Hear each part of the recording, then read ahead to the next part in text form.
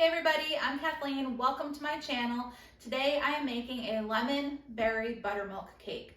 I'm obsessed with this recipe, to say the least. I have made a variety of versions of this cake and I've yet to find one that I like more than the other. I love having versatile recipes like this because you can kind of switch them up with whatever ingredients you may have on hand. It's delicious if you need something to take to brunch or you just want something sweet. So let's get started because I cannot wait to share it with you. Okay, so I'm not using my stand mixer today. I just feel like it's easier for you guys to see through the clear bowl. So we're gonna start with a half a stick of unsalted butter at room temperature. And we are going to cream that together with 1 cup of sugar and the zest of a lemon. So like I said, I've mixed this recipe up so many different times. Around Thanksgiving, I had found this recipe and it was for a cranberry orange cake. And it required fresh cranberries, and I didn't love it, but I didn't hate it at the same time. It was okay.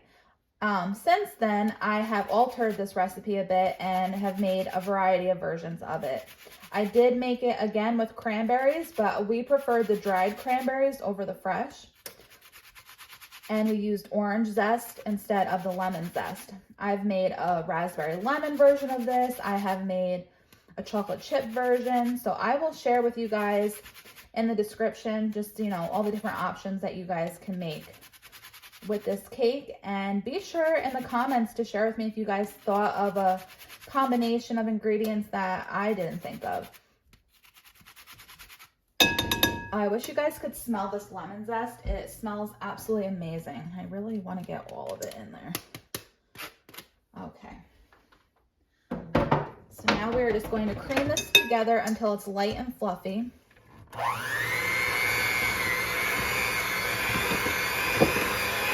Okay, so that just took a minute or so to come together to be light and fluffy. And now I'm going to add in 1 large egg at room temperature and a teaspoon of vanilla. And we're just going to combine these. And again, that just took about a minute to get us to this consistency of a nice golden yellow. Now you can absolutely use just a whisk and make this yourself without using any appliances. However, I just want to warn you, this batter is very thick, so I would recommend at least using a hand mixer if you don't have a kitchen aid or another kind of a stand mixer. Okay, so now we're just going to get our dry ingredients prepped. We need 2 cups of all-purpose flour.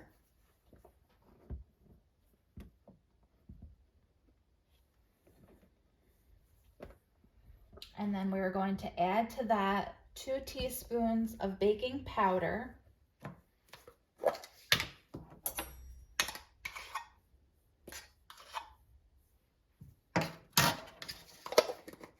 And then 1 teaspoon of salt. I like to use sea salt, but you can use whatever you have on hand. I'm just gonna whisk these together.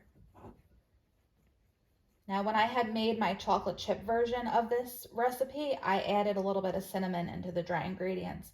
If you make chocolate chip cookies or anything with chocolate chips and you haven't tried adding a little pinch of cinnamon, I highly recommend that. So now we're going to add our dry ingredients and our buttermilk, but we're going to be alternating. And when you do this, you start with the dry ingredients. So we'll add this about 1/3 of it in. We're going to start to mix that in, but we don't want it to fully combine yet. Just want it to get started. And then we're going to add in half of our buttermilk.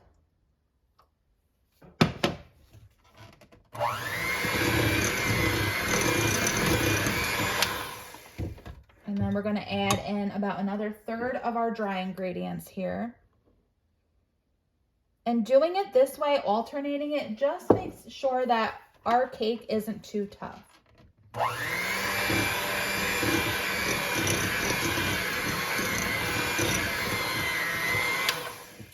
This cake is already, the batter is going to be very thick. If we just added everything at once, it would probably just come out very tough. So I highly recommend taking the extra time and alternating your wet and dry ingredients.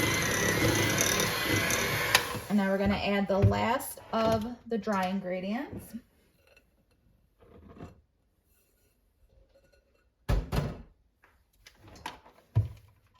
And we're just gonna mix this on low so the flour doesn't go everywhere until it's just combined, and then we'll fold in our berries. So you can see already this is very thick, but that is the consistency that you want. And now I'm going to be using blueberries and raspberries. You can do fresh or frozen. I'm using frozen. And if you just had all raspberries or all blueberries, you could totally just do that as well. I happen to have both. So I'm just going to be using a combination of the two.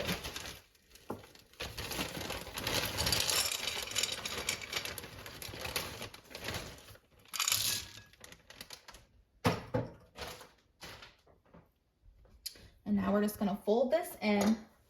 It's gonna require a little bit of elbow grease because it is a very thick batter. So just want everything to get combined. This is so pretty already. And the lemon zest just smells amazing. It's amazing what zest will do for a recipe. I told you guys this recipe. And I remember the original recipe that I had tried said that you could make this and then chill it in the refrigerator overnight and then put it in a pan in the morning and bake it.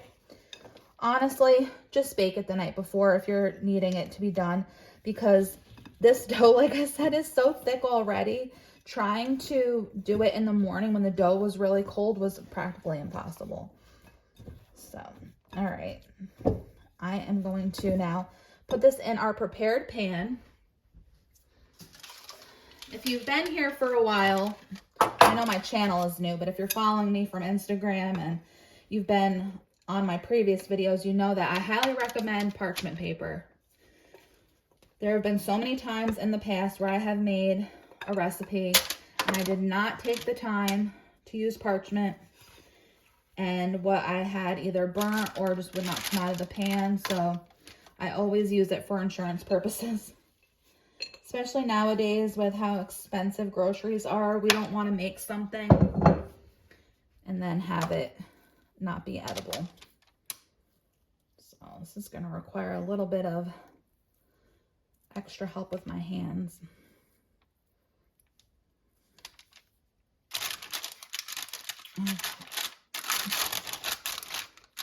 And honestly, this was so thick that I am probably just going to press it out with my hands. A little bit of flour on my hands here, and then just press it down. And I feel like this doesn't need to be said, but you never know these days. Obviously, make sure your hands are clean before you go ahead and do this. Honestly, much easier just to press it out with your hands. And then this is going to go into a 350-degree preheated oven, and it's going to bake for about 30 to 35 minutes. Everybody's oven is different, so you might want to just check it at 30 minutes. You just want to bake it until the center comes out clean when you insert like a knife or toothpick or a skewer. All right, we don't have to be too perfect here. This is a very rustic cake. We just want to make sure it's even. Okay, so I've removed the paper clips, and now I'm just going to stick this in the oven, and I will see you guys back here in about 30 minutes. Okay, you guys, so my cake is out of the oven. It looks beautiful. It smells even better. I cannot wait to cut it up and show you guys the inside. This time it took 45 minutes in the oven, so always keep an eye on your oven when you are baking. Sometimes things happen more quickly. Sometimes they take a little bit longer. Just always keep your eye on whatever it is that you are baking and check it periodically. I checked it at about 35 minutes. I could tell kind of just from the color alone that it wasn't done yet because it didn't have that nice like golden brown on the top. So That's what you want. You want a nice golden brown top, and you want your knife or your skewer or toothpick to come out clean when you insert it in the center. So we're just gonna let this cool for a bit, and then I will slice it up and show you guys. Okay, you guys, so you can see why we use that parchment paper. It pulled out of the pan so easily. It is just absolutely beautiful. I love the colors. This would be perfect for Labor Day, Memorial Day, 4th of July. But let's just get into this because I cannot wait to try this.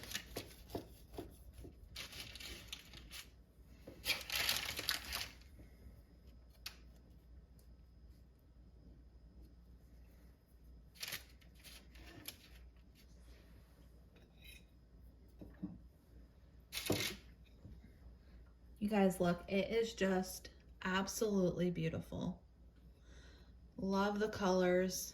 Guys, the texture of this kind of reminds me of a cross between a scone and a muffin. Just absolutely delicious. I hope you guys make this.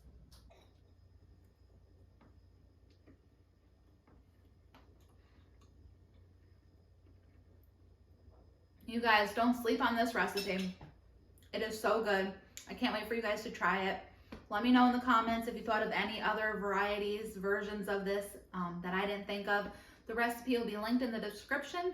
Don't forget to like and subscribe to my channel so that way you don't miss any future videos. And if you want to find me on Instagram, I'm over there at That Christian Wife. Thank you guys for baking with me today. Bye.